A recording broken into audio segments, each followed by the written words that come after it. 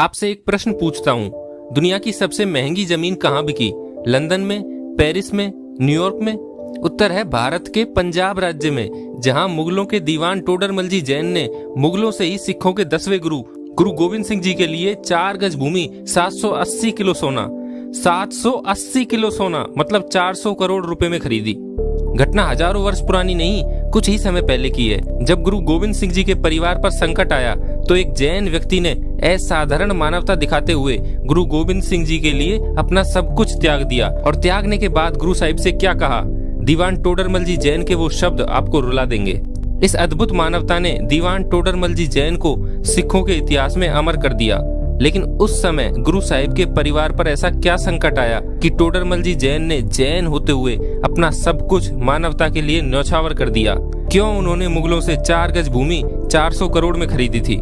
पूरा जानने के लिए इस वीडियो को अंत तक देखते रहें। तो चलिए इस वीडियो में आगे बढ़ते हैं।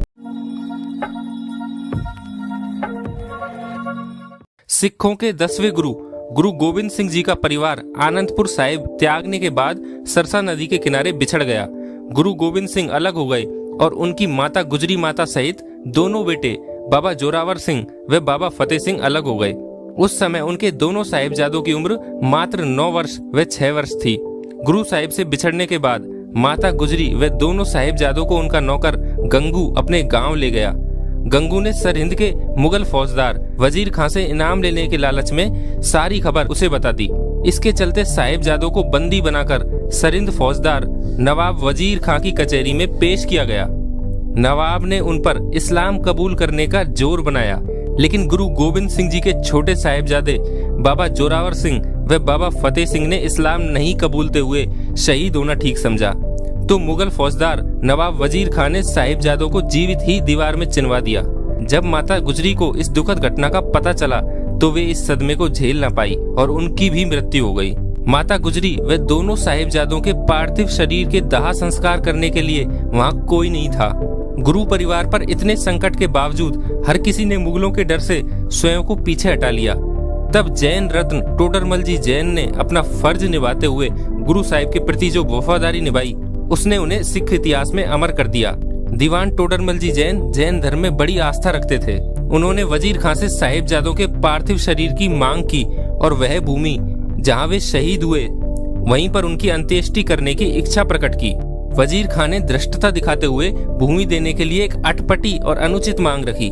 उसने मांग रखी कि इस भूमि पर सोने की मोहरें बिछाने पर जितनी मोहरें आएंगी वही इस भूमि का दाम होगा।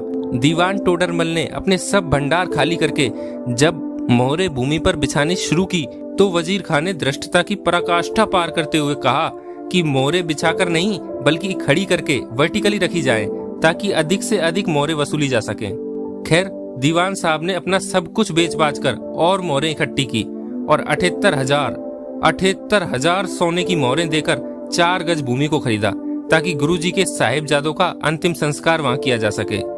विश्व के इतिहास में ना तो ऐसे त्याग की कोई और मिसाल मिलती है और ना ही कहीं पर किसी भूमि के टुकड़े का इतना भारी मूल्य आज तक चुकाया गया। लेकिन आगे और सुनिए, अभी बहुत कुछ बाकी है और आगे बढ़ने से पहले इस वीडियो को लाइक जरूर कर दें।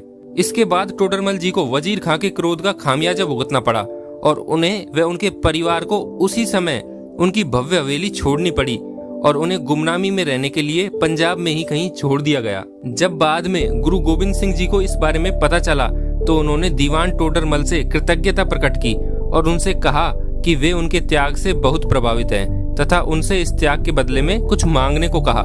जरा सोचिए, दीवान टोडरमल ने क्या मांगा होगा गुरुजी से। दीवान जी ने गुरुजी से क्या मांगा उसकी कल्पना करना भी असंभव है।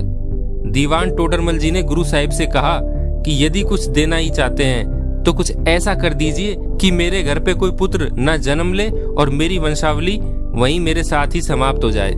क्या यह सुनकर आप आश्चर्यचकित रह गए? इस अप्रत्याशित मांग पर गुरुजी सहित वहां उपस्थित सब लोग भी हक्के बक्के रह गए थे। गुरुजी ने दीवान जी से इस अद्भुत मांग का कारण पूछा तो दीवान जी का उत्तर ऐसा था जो रोंगटे खड़े कर दे।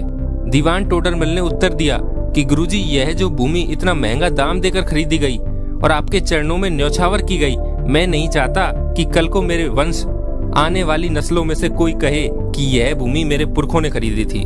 यह थी निस्वार्थ त्याग और भक्ति की आज तक की सबसे बड़ी मिसाल। आज किसी धार्मिक स्थल पर 4 ईंट लगवाने पर भी लोग अपने नाम की पट्टी पहले लगवाते हैं। एक पंखा तक लगवाने पर उसके पंखड़ियों पर अपने नाम छपवाते हैं। इस पूरी घटना से यह पता चलता है कि जैन समाज अपने से अन्य धर्म और धार्मिकों के प्रति कितनी उदार दृष्टि रखता आया है। जैनों द्वारा इस प्रकार की धार्मिक सहिष्णुता के हजारों किस्से हैं। आज सिर्फ आवश्यकता है उन महान किस्सों व कार्यों को उजागर करने की। आज सांप्रदायिक द्वेष के कांटों भरे पेड़ों को ज्यादा सींचने के दुर्भाग्यपूर्ण माहौल के बीच इस प्रकार के उदाहरणों को प्रेरणा एवं सामाजिक सौहार्द के लिए आपके सामने रखना ज्यादा आवश्यक हो गया था। मित्रों, आप भी एक काम कीजिए, इस वीडियो को अपने सभी जैन ग्रुप्स व मित्रों के साथ शेयर करें। और ये वीडियो आपको कैसी लगी नीचे कमेंट करके बताइए। और यदि ये वीडियो आपको अच्छी लगी तो इस वीडियो को लाइक करके ऐसी ही जैन धर्म से जुड़ी वीडियो देखने के लिए मेरे चैनल तुषार जैन को सब्सक्राइब कर लें। धन्यवाद।